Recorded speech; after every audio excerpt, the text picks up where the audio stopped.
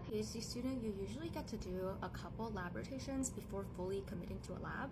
So I will share a couple things that I looked for with the caveat that it is not foolproof.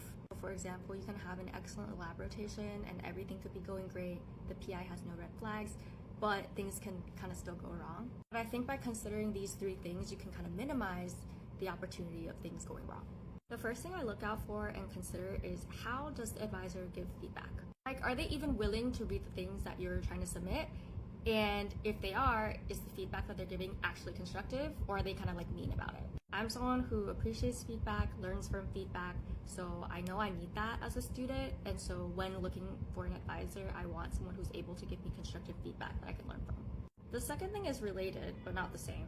Are they accessible? Is a scheduled one-on-one the culture of the lab, or do you just see them once a month in lab meeting? Like, what is that like? What is communicating with the PI like? I'll say that having an accessible PI might be more of a reality of smaller labs, and I've never really been in a large lab. For a really large lab, just try to suss out if there is help available and support available in the context of research for you. It is a little more student dependent, like some students are okay with being left to their own devices for like an extended period of time and like never talk to a postdoc, never talk to their advisor. But for me personally, I prefer a more hands-on way of mentorship. And so if this is important for you too, I would recommend that you look into that.